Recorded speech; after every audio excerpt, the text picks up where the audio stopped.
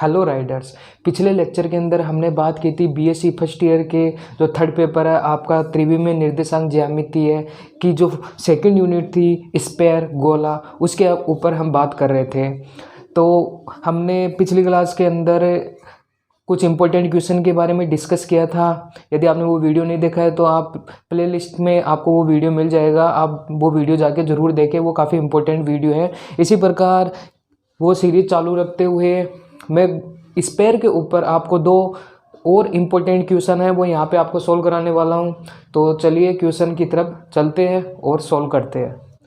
तो यहाँ पे आपका क्वेश्चन है कि अचर त्रिज्या r का एक गोला मूल बिंदु O से गुजरता है और निर्देशांकों को ABC पर काटता है। ठीक है, सिद्ध कीजिए कि O से किसी समतल ABC पर खींचे गए लंब के पाद का जो बिंदु पथ है वो आपका ये होगा। तो सबसे पहले हम डायग्राम से इसको थोड़ा सा समझ लेते हैं। ये आपके पास कोई ABC एक समतल है, ये आपके पास कोई समतल है जिसके निर्देशांक हम A, B और C मान लेते हैं। ठीक है, यहाँ पे एक गोला है आपका जिसका सेंटर है वो O है। तो इस सेंटर से इस समतल पे एक लंब खींचा जाता है, तो इसके हमें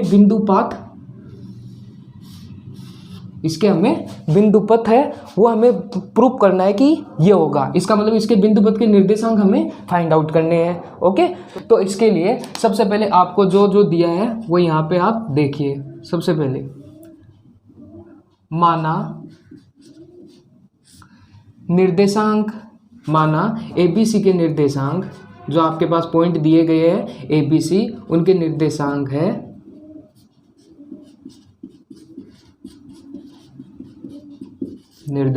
है वो क्रमशः A00, 0B0 एंड 00C है। ठीक है, ये हमने मान लिया कि माना ABC के निर्देशांक है वो क्रमशः आपके ये है। ओके, उसके बाद में ये बोल रहा है कि जो गोला है वो मूल बिंदु से गुजरता है। अब सबसे पहले हम जानते हैं, चूंकि हम जानते हैं पिछली क्लास में भी हमने बात की थी कि OABC से गुजरने वाले गोले का समीकरण, क्योंकि हम जानते हैं क्या होता है x square plus y square plus का जेड स्क्वायर माइनस का ax माइनस का by माइनस का cz इज इक्वल टू 0। ये आपका OABC से गुजरने वाले गोले का समीकरण होता है। यहाँ पे d की वैल्यू 0 होगी क्योंकि यह आपको पता है मूल बिंदु से गुजरता है। जब हम गोले का जो प्रॉपर फॉर्मूला होता है x square plus y square plus z square plus 2ux plus 2vy plus 2wz plus d is equal to 0, उसके अंदर जब x y z की वैल्यू है वो 0 0 पुट करेंगे तो वहाँ से d की वैल्यू है वो आपके पास 0 आ जाती है। और यहाँ पे हमने पिछले वाले जो लेसन लिया था उसके अंदर हमने पढ़ाई था कि OABC से गुजरने वाले गोले का समीकरण आपके पास ये होता है। उसके बाद में देखिए यहाँ गोले का केंद्र बता दीजिए। पहले गोले का केंद्र बताइए क्या होगा। गोले का केंद्र, क्योंकि गोले का केंद्र बराबर गोले के केंद्र का निर्देशांक क्या होगा। गोले के केंद्र के निर्देशांक क्या होते हैं, जो अक्ष के गुणांक होते हैं ना उसके नेगेटिव का आपको हाफ लेना होता है। क्या होता है, जो अक्ष का गुणांक है उसके नेगेटिव का हाफ, उसका नेगेटिव ये पहले से नेगेटिव है तो क्या आएगा पॉजिटिव हो जाएगा और बट्टे में क्या आ जाएगा 2, क्यों हाफ लेना होता है। ठीक है, इसी प्रकार y का जो गुणांक है उसके नेगेटिव का हाफ ले लीजिए। मतलब कहने का मतलब ये माइनस, ये इसका गुणांक क्या है -b और इसका हाफ ले लिया तो ये क्या हो गया प्लस का b/2। सिमिलरली ये क्या हो गया c/2। ओके, तो ये हो गए आपके गोले का केंद्र के निर्देशांक। तो इसलिए गोले की त्रिज्या क्या आती है आपके पास, इसलिए गोले की त्रिज्या वो क्या होती है आपकी r बराबर दे रखा है आपके पास कि रूट में जो आपके केंद्र होते हैं उनका होल स्क्वायर a/2 का होल स्क्वायर u का स्क्वायर प्लस वी का स्क्वायर जो कि आपके पास b/2 है, प्लस w का स्क्वायर जो कि आपके पास c/2 है, और माइनस में होता है d की वैल्यू आपके पास है 0, क्योंकि जो गोला है वो सेंटर ये मूल बिंदु से गुजर रहा है, तो यहाँ पे d की कोई वैल्यू है ही नहीं है, तो d का मान कितना हो जाएगा, 0 हो जाएगा। ओके, तो यहाँ पे r बराबर, हम रूट को इस तरफ ले लेते हैं, तो r स्क्वायर बराबर आपके पास क्या हो गया, a² / 4 plus b² / 4 plus c²/4। ठीक है, इसको हम और क्या लिख सकते हैं, ये 4 को हम लघुत्तम लेके इधर मल्टीप्लाई कर देते हैं, तो 4r² = आपके पास आता है a² प्लस b² प्लस का c²। इसको आप एक बार इक्वेशन नंबर 1 दे दीजिए। ओके, तो ये आगे आपके पास गोले की त्रिज्या प्रश्न के अनुसार आपको दिया है कि आपको एक त्रिज्या भी ज्ञात करनी है। ठीक है, उसके बाद में आपसे ये बोल रहे हैं कि ओ से समतल पर, तो मतलब कि आपको एक समतल का समीकरण लेना पड़ेगा। हम जानते हैं चूंकि समतल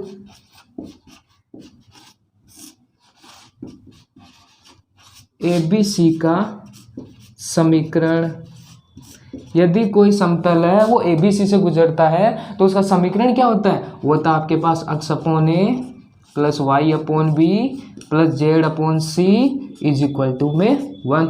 इसको एक बार आप इक्वेशन नंबर 2 दे दो। ओके, ये होता है समतल ABC का समीकरण। ओके, उसके बाद में मैं थोड़ा सा ऊपर से इरेज कर देता हूँ। तो अब देखिए प्रश्न में है कि बिंदु O से समतल ABC पर लंब पाद के निर्देशांक, तो हमें लंब पाद के लिए उस लंब रेखा का एक समीकरण चाहिए होगा। तो इसके लिए नाउ बिंदु O से समतल इक्वेशन 2 है, समतल 2 पर डाले गए लंब रेखा का समीकरण वो क्या होता है, वो फॉर्मूला क्या होता है इसका, x माइनस x1 x का गुणांक क्या है यहाँ पे 1/a equal y minus y1 y का गुणांक क्या है यहाँ पे 1/b बराबर z माइनस z1 z का गुणांक क्या है यहाँ पे 1/c।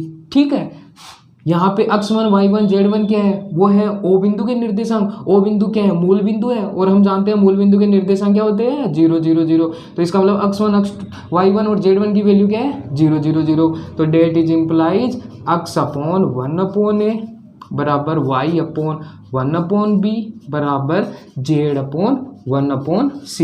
इसके बराबर हम एक कांस्टेंट मान लेते हैं, माना k है, लेट इसके बराबर हम क्या मान लेते k।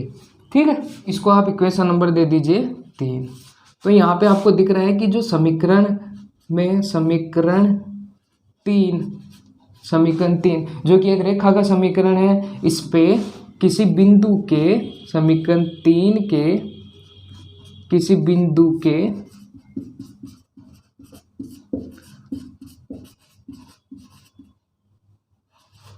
लंब पाद के निर्देशांक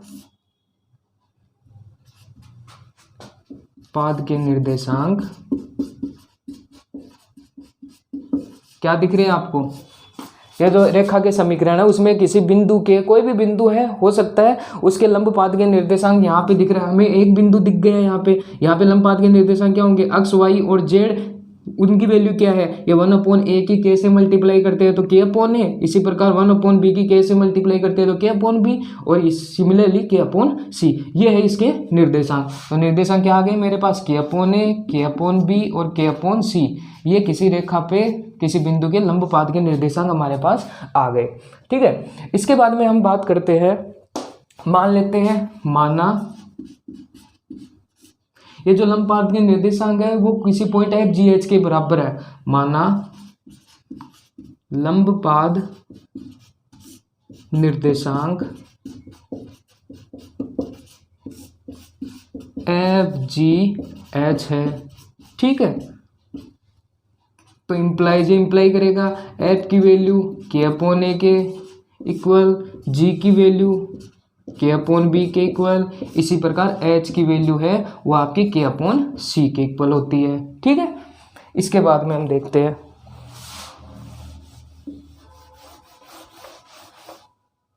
इस वाली समीकरण की हमारे पास ज़रूरत पड़ेगी, इसलिए इसको साइड में रख रहे हैं। तो डेट इज इम्प्लाइज, ये आपके पास क्या इम्प्लाई कर रहा है, यहाँ से ए की वैल्यू क्या आ गई आपके पास के बटे एफ, यहाँ से बी की वैल्यू क्या आ गई आपके पास के अपॉन जी, इसलिए, और यहाँ पे सी की वैल्यू क्या आ गई आपके पास के अपॉन एच। ओके, ये आपके पास ए बी सी की वैल्यू आ गई। अब नेक्स्ट स्टेप में हम क्या करते हैं, जो आपके पास ए बी सी का मान है वो आप समीकरण 1 में रख दो। Now value of a b c put in equation 1। Equation 1 में आप ए बी सी का मान रखोगे तो आपके पास क्या आएगा, 4r square is equal to k square upon F square, क्यों ए का स्क्वायर है, इसी प्रकार के स्क्वायर अपॉन जी स्क्वायर, इसी प्रकार के स्क्वायर अपॉन एच स्क्वायर। ठीक है, date is implies 4r square बराबर, यहाँ पे के स्क्वायर में कॉमन ले लेता हूँ तो आपके पास आती है 1 upon F square plus 1 upon G square plus 1 upon H square. ठीक है, ये एफ स्क्वायर को मैं ऊपर लेके जाऊँ तो यहाँ पे आपका क्या आता है, यहाँ पे आपका 4r स्क्वायर बराबर क्या बन रहा है के स्क्वायर, और ये एफ स्क्वायर ऊपर जाता है तो पावर -2 हो जाती है, इसी प्रकार यहाँ भी -2 और यहाँ भी -2। ठीक है, तो यहाँ पे आपके पास 4r स्क्वायर बराबर क्या बन गया के स्क्वायर एफ -2 प्लस जी की पावर -2 प्लस एच की पावर -2। इसको इक्वेशन नंबर आप दे दीजिए 4। ओके, ऊपर से थोड़ा इरेज कर देता हूँ। आपके जो लंबपाद हमने माने थे एफ जी एच, जो हमने लंबपाद माने थे एफ जी एच, हमने लंबपाद जो माने थे वो समतल पर स्थित होंगे। क्यों, क्योंकि मैंने डायग्राम में आपको दिखाया था कि यहाँ पे यदि कोई समतल है तो बिंदु O पे ये जो लंबपाद है यही तो लंबपाद है, और इसके ये है वो आपको समतल को टच कर रहा है, तो इसका मतलब ये लंबपाद है वो समतल पर स्थित होगा। तो इसलिए चूंकि लंबपाद जो आपका एफ जी एच है, जिसको माने हमने निर्देशांक, समतल पर स्थित है। ओके, तो इसलिए ये समतल के समीकरण को सेटिस्फाई करेगा। समतल का समीकरण हमारे पास क्या था, x upon A plus Y upon V plus Z upon C बराबर 1, यही था। इसका मतलब ये एफ जी एच है वो इसको सेटिस्फाई करेंगे, तो यहाँ पे जो एक्स वाई जेड है वो रिप्लेस हो जाएंगे एफ जी एच से, तो F upon A plus ji upon B plus का एच अपॉन सी बराबर में 1। अब यहाँ पे आगे क्या करो आप, ए बी सी का जो मान हमने निकाला वो पुट कर दो। ए बी सी का मान रखने पर, तो ए बी सी का मान रखोगे तो आपके पास क्या आएगा, एफ अपॉन ए का मान क्या है के बट्टे एफ, एफ फोर्थ नंबर है तो यहाँ पे फर्स्ट वाले के पास चला जाएगा तो एफ स्क्वायर हो जाएगा, प्लस इसी प्रकार जी स्क्वायर अपॉन के। ठीक है, और plus similarly H square upon के, ये आपके पास आ गया इक्वल 1। तो डेट इज इम्प्लाइज, ये के लघुत्तम लेके मैं उधर भेज देता हूँ, तो आपके पास एफ स्क्वायर प्लस जी स्क्वायर प्लस एच स्क्वायर की वैल्यू क्या आ गई, के बराबर आ गई। ठीक है,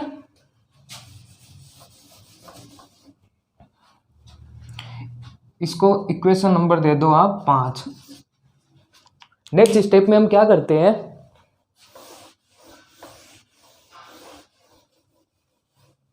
नेक्स्ट स्टेप के अंदर हम क्या करते हैं, हम इस के का मान है वो अपनी समीकरण नंबर 4 के अंदर रख देते हैं। ठीक है, now equation 5 put in equation 4। Equation 5 में जो k का मान है वो इसके अंदर पुट कर दिया। यहाँ पे k स्क्वायर है तो उसका क्या हो जाएगा, स्क्वायर हो जाएगा। तो इसलिए 4r स्क्वायर बराबर आपके पास क्या आ गया, k स्क्वायर, मतलब कि f square plus g square plus h square का होल स्क्वायर इनटू में आपके पास क्या है, यहाँ पे f की पावर -2 प्लस g की पावर -2 प्लस h की पावर -2। ओके, तो इसलिए लंबपाद का बिंदु पथ आपका क्या हो जाएगा, मैंने बोला था जब भी बिंदु पथ की बात आती है तो आपके जो कोफिशिएंट एफ जी एच होते हैं वो एक्स वाई जेड में रिप्लेस हो जाते हैं। लंबपाद का बिंदु पथ equal x square plus y square plus z square का होल स्क्वायर इनटू में एक्स की पावर -2 प्लस वाई की पावर -2 प्लस जेड की power -2 is equal to 4r square. ये आपका 4r स्क्वायर के इक्वल है और यही आपको सिद्ध करना था, ठीक है। होपफुली आप सबको समझ में आ गया होगा, यही आपको प्रूफ करना था। तो चलिए अगले क्वेश्चन की तरफ बढ़ते हैं। तो चलिए फिर हम अब अपने अगले क्वेश्चन पे चलते हैं। अगला क्वेश्चन हमारे पास कि कोई एक चर गोला है, उसके केंद्र का बिंदु पथ आपको ज्ञात करना है जो कि मूल बिंदु से होकर गुजरता है और साथ में निर्देशांकों को ABC पर इस प्रकार मिलाता है कि चतुष्फलक है वो OABC का आयतन स्थिर रहता है, ठीक है। तो कॉन्सेप्ट को देखते हुए हम चलते हैं। आपका जो गोला है वो वेरी करता है, चर गोले का मतलब वो गोला वेरी कर रहा है, हर जगह हर पॉइंट पे है ना, उसका मान है वो बदलता रह रहा है, ठीक है। तो यहाँ पे सबसे पहले इसके सॉल्यूशन को हम देखते हैं। तो यहाँ पे सबसे पहले तो आपको निर्देशांक ABC मान लेना है। माना ABC के निर्देशांक क्रमशः 1 0 0 0 B 0 0 0 C है, ठीक है। माना ABC के निर्देशांक आपके ये है, ठीक है। उसके बाद में आपको दे रखा है कि जो गोला है वो मूल बिंदु से होके गुजरता है। सबसे पहले गोले का समीकरण हम जानते हैं। गोले का व्यापक समीकरण क्या होता है, चूंकि गोले का व्यापक समीकरण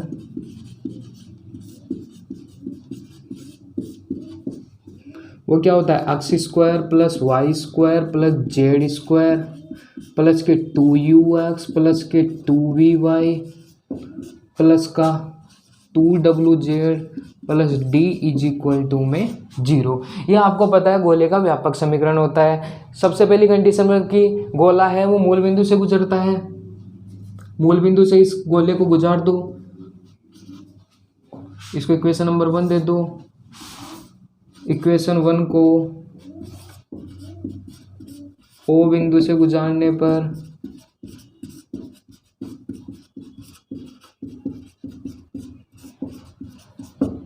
तो यहाँ पे O बिंदु से गुजारोगे तो यहाँ पे D का मान क्या आ जाएगा, 0 आ जाएगा। ये भी 0, ये 0, सब 0 हो जाएंगे और D की वैल्यू क्या आ गई, 0। इसलिए इक्वेशन 1 अब आप क्या लिख सकते हो, इसलिए x square plus y square plus z square plus के 2ux प्लस के 2vy प्लस के 2wz डी की वैल्यू 0 होगी इक्वल टू 0। आप इक्वेशन को इस वाली फॉर्म में लिख सकते हो, ठीक है। इसके बाद में है कि निर्देशांकों ABC पे भी ये समीकरण है, ये जो गोले का समीकरण है ये मिलता है, तो ABC से भी इसको गुजार देते हैं। तो आपके ABC के निर्देशांक आपके पास सही है।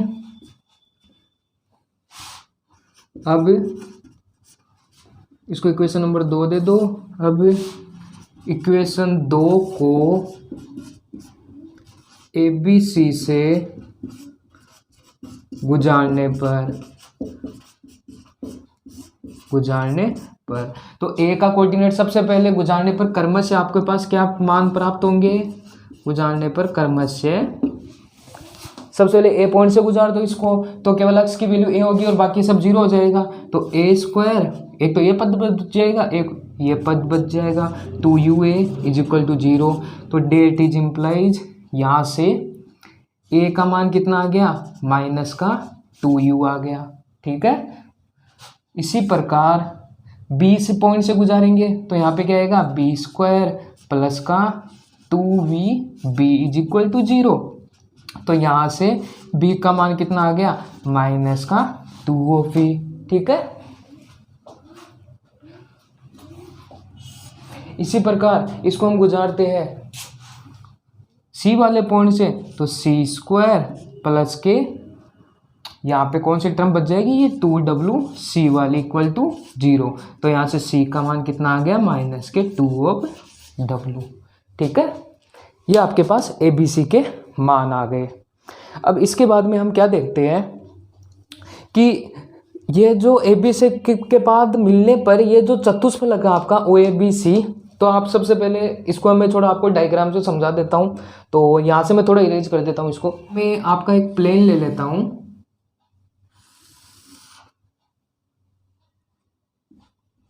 ये 3D प्लेन ले लेते हैं हम लोग।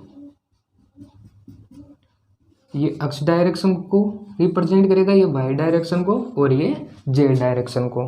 ठीक है, और ये पॉइंट होगा आपका O पॉइंट। ओके, अब आपको बोल रहा है कि ये ABC पे मिलता है, तो x अक्ष के कोरोस्पोंडिंग आपको पॉइंट मिला है। क्या मिला आपको पॉइंट? x अक्ष के कोरोस्पोंडिंग आपको मिला है पॉइंट माइनस के 2u। मान लेते हैं वो पॉइंट यहाँ कहीं है।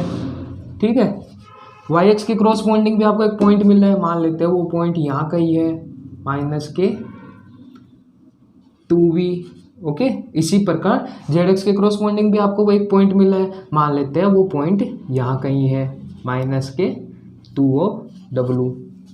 ठीक है, अब इसके बाद में इन पॉइंटों को मिला देते हैं।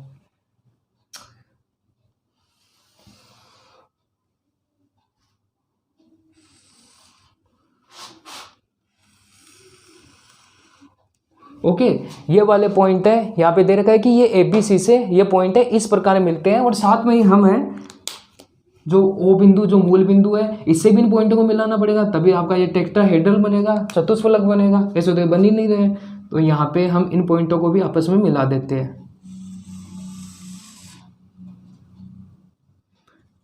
तो W वाला पॉइंट मिल गया, इसी प्रकार X वाला पॉइंट मिला देंगे, और इसी प्रकार आपका ये y वाला पॉइंट है ये मिल जाएगा। ठीक है, तो ये अब आपको दिख रहा है ये चतुष्फलक की शेप ले चुका है। ओके, तो अब यहाँ पे हम जानते हैं, इन्होंने दे रखा है जो चतुष्फलक ओ ए बी सी है, इसको हम मान लेते हैं ये ए पॉइंट है, ये बी पॉइंट है, और ये आपका सी पॉइंट है। का आयतन हम जानते हैं, चतुष्फलक का आयतन क्या होता है, चूंकि चतुष्फलक का आयतन क्या होता है, वो होता है आपका 1/6 alpha into beta into gamma point का प्रोडक्ट होता है। जहाँ अल्फा बीटा गामा है वो x अक्ष y अक्ष और जेड अक्ष डायरेक्शन के अंदर डायरेक्शन पॉइंट्स है। ठीक है, तो यहाँ पे देखो, यहाँ पे हम सिंपली है वो इन पॉइंटों से हम देख सकते हैं और डायरेक्ट सीधी वैल्यू रख सकते हैं। यहाँ पे अल्फा बीटा गामा की वैल्यू क्या है, डायरेक्ट ग्राफ से -2u -2v और माइनस का 2w, तो डायरेक्ट यहाँ पे हम वैल्यू पुट कर सकते हैं। और साथ में हमें ये भी पता है कि जो आपका टेट्राहेड्रल होता है, जो चतुष्फलक होता है, उसमें प्रत्येक कोण होता है वो 90 डिग्री का होता है, ये इसकी स्पेशलिटी होती है। ठीक है, तो इसका मतलब वो अल्फा बीटा गामा के मान है वो x अक्ष y अक्ष और z अक्ष डायरेक्शन के अंदर आपके पास सिंपली ये वाली वैल्यू ही आ जाएगी। ये वाली वैल्यू आप यहाँ पे पुट कर दीजिए, माइनस का 2u इंटू माइनस का 2v इंटू में माइनस का 2w, इसको आप कर दीजिए। तो v बराबर आपके पास आ गया क्या, माइनस का 8/6 u into v into w। ठीक है, तो ये काट देते हैं, ये 4 बार गया, ये 3 बार गया, तो इसको हम इधर मल्टीप्लाई कर देते हैं। तो डेट इज इम्प्लाइज माइनस का 3/4 v बराबर u into v into w आपके पास आ गया, वॉल्यूम के बराबर आ गया, ये आपके आयतन के बराबर ये मान आ गया। ठीक है, प्रश्न में दे रखा है जो आयतन है वो स्थिर है। आयतन क्या है, स्थिर है, मतलब कांस्टेंट है, स्थिरांक है। चूंकि v इज कांस्टेंट, स्थिरांक है, v कांस्टेंट है, तो इसका मतलब आपका जो ये कांस्टेंट पद है तो इसका मतलब इसके बराबर है, इसका मतलब यू वी डब्ल्यू भी कांस्टेंट होगा, इसलिए U V W is equal to constant. Okay, so अतः जो आपका बिंदु पथ होगा, अतः जो आपके गोले के केंद्र का बिंदु पथ होगा वो क्या होगा, हमें पता है बिंदु पथ का नाम आते हैं, इनको एक्स वाई जेड में चेंज कर दिया जाता है वेरिएबल्स को। अतः गोले का बिंदु पथ क्या आ गया आपके पास, X into Y into Z is equal to constant. Okay, ये आ गया आपके पास गोले का बिंदु पथ जो कि मूल बिंदु से गुजरता है। चर गोले का बिंदु पथ आ गया जो कि मूल बिंदु से गुजरता है। होपफुली आपको ये क्वेश्चन समझ में आ गया होगा। तो चलिए मिलते हैं हम अब अगली अपनी क्लास के अंदर। यदि आपको ये लेक्चर पसंद आया तो इसको लाइक कीजिए और अपने फ्रेंड्स के साथ शेयर करना भी बिल्कुल ना भूलें। तो चलिए मिलते हैं कल न्यू क्लास के अंदर एक नए टॉपिक के साथ। सी यू।